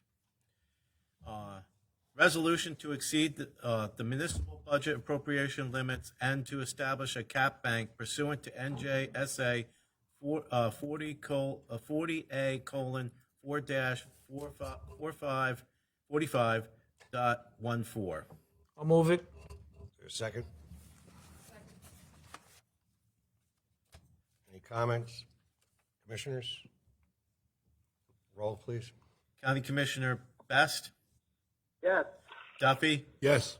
Gallo, Yes. Lepore, Yes. Deputy Director Lazare, Yes. Director James. Yes? Would you like me to read two? Yep. J2, resolution introducing the Passaic County budget for fiscal year 2022 and adopting same on first reading in accordance with the requirement of the local budget law. I'll move it. Second. Any comments? I'm sorry, who's second? Second. Duffy. Duffy. Roll, please. County Commissioners Best, Yes. Duffy, Yes. Gallo, Yes. Lepore, Yes. Deputy Director Lazare, Yes. Director James. Yes. All right, so I have on here, read into the record the public notice calling for public hearing for the cap resolution in the Passaic County budget for 2022 on March 22nd, 2022 at 5:30 p.m. Director, just as a point of clarification, so after this evening, the budget will be sent down to the Division of Local Government Services for their review. They'll make any comments back to us that we may have to respond back if there's something that they see that they need a clarification on. Usually it's a half a dozen or so things, and then we will hopefully be able to adopt the budget at our meeting of March 22nd. Either way, though, if for whatever reason, I don't foresee it, but if for whatever reason the state says you can't adopt it on the 22nd, the public hearing will still take place. We're required to have the public hearing on the 22nd. We've never had the state not approve it, so I don't want to give anybody an idea that it might happen, but it is the process. All right, thank you for that. So can I get a motion to resume the regular order of business? Make that motion. Second. Roll. County Commissioners Best, Yes. Duffy, Yes. Gallo, Yes. Lepore, Yes. Deputy Director Lazare, Yes. Director James. Yes. So we have county commissioner reports. I'm going to skip it, given the hour, but Commissioner Deputy Director Lazara? No, I'm good. Bartlett is not here. Commissioner Best, do you have anything you'd like to report? No, other than I'm just extremely proud of this budget. Tony and administration, great job as usual. Really proud of all of the accomplishments that we have going on that we've already done, as well as the outlook for the future. Thank you. Commissioner Duffy? I'd just like to commend the budget. It was a great budget. You know, we were in, Pat and I and Bruce been here when it was a lean budget, and we're as we referred to before, we were laying people off and couldn't see the daylight, although Tony could. And then Pat got on board, and the rest is all history. So it feels good that where we came from and where we are now is a certainly satisfying feeling. I also want to thank everyone for the well wishes. Thank you. Thank you for everyone. Commissioner Lepore? Sorry about that. Usually I'm not of lost for words. I want to thank you for everyone who's reached out to my family. It means a lot to us, and I thank you for your prayers. Thank you. We're all on your side, Terry. We pray for you. Pat? I just have, Director, a resolution from the Finance Committee, and ask my colleagues for their support. Commissioner Gall? I have nothing to report at this time. Thank you. See, I didn't forget you. You skipped me, but you didn't forget me. Well, that's because, Pat's name is longer than yours, so I saw him. Okay. We're going to shorten Pat's name to P. All right, communications, we have none. Can I have a motion to open the public portion of the meeting, please? I'll move it. Second. Roll. County Commissioners Best, Yes. Duffy, Yes. Gallo, Yes. Lepore, Yes. Deputy Director Lazare, Yes. Director James. Yes. Does anybody here wish to be to address the board. If you do, please come to the podium, state your name and address. You'll have 2 minutes to address the board. Seeing no one at the podium, I move to close the public portion. I'll second. Roll. County Commissioners Best, Yes. Duffy, Yes. Gallo, Yes. Lepore, Yes. Deputy Director Lazare, Yes. Director James. Yes. All right, I need a 2/3 vote on the next one, which is resolution authorizing the chief financial officer to execute budget transfers between the 2021 budget appropriations pursuant to NJSA 40A:4-59. I'll move it. Second. Roll call, please. County Commissioners Best, Yes. Duffy, Yes. Gallo, Yes. Lepore, Yes. Deputy Director Lazare, Yes. Director James. Yes.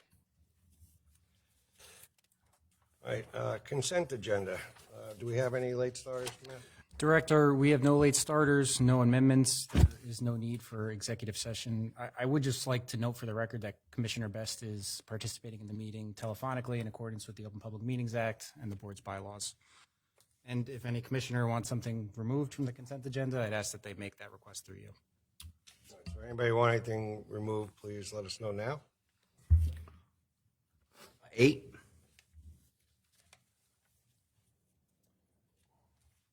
Oh, to exceed the cap? You do understand why we do that, right? Excuse me? You do understand why we do that, and you would like to exclude? Yes, I would like to vote on that separately, please. All right, so can I have a motion on the consent agenda for everything but number 8? I'll move it. Second. Who seconded it? Second. I'm sorry. You did, Duffy. Got it? Yes. Roll. County Commissioners Best, Yes. Duffy, Yes. Gallo, Yes. Lepore, Yes. Deputy Director Lazare, Yes. Director James. Yes. Can I have a motion on item 8? I'll move it. Second. Moved by Pat, seconded by Duffy, I think. If I could, just as an explanation on 8, I'm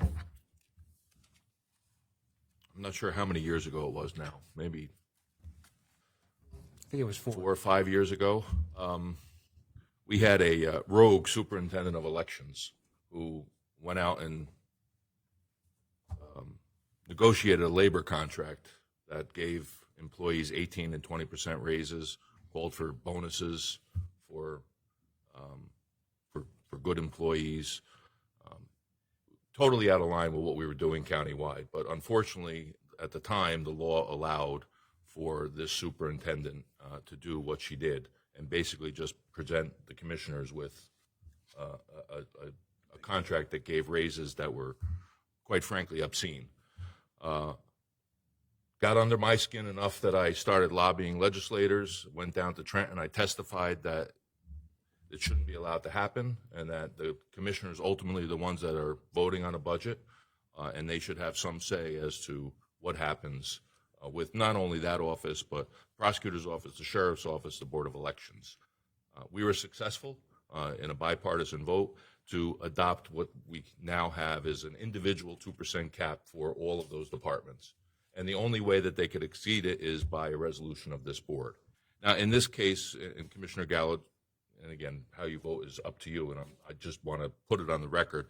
With the Board of Elections and the increase in everything that's going on, early voting, all the new machines we had to buy, there was a need for them to exceed the cap by 2% because of all the extra expenses that last year, some of which were offset by the state, but now will fall onto counties. So, which is why that we need to do this resolution so that they could function and elections could be done in accordance to the new law. So just I want to make sure that everyone understands exactly why it's being done. It's only the second time I think we've done it. I think last year we had to do it for another department, and I think this is the second time that we're doing it. Thank you, Rich. Thank you. That's all, Director. Thank you for your time. Okay. All right. Roll call, please. County Commissioners Best, Yes. Duffy, Yes. Gallo, No. Lepore, Yes. Deputy Director Lazare, Yes. Director James. Yes. All right, can I have a motion on new business personnel? I'll move the personnel. Second? Second. Second by Lazare. Roll, please. County Commissioners Best, Yes. Duffy, Yes. Gallo, Yes. Lepore, Yes. Deputy Director Lazare, Yes. Director James. Yes. Can I have a motion on the bills list? I'll move it. Second. County Commissioners Best, Yes. Duffy, Yes. Gallo, Yes. Lepore, Yes. Deputy Director Lazare, Yes. Director James. Yes.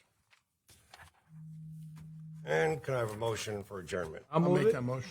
Well, a lot of people made it. Who was that? Terry Duffy. Is there a second? Second. Roll. County Commissioners Best, County Commissioner Best,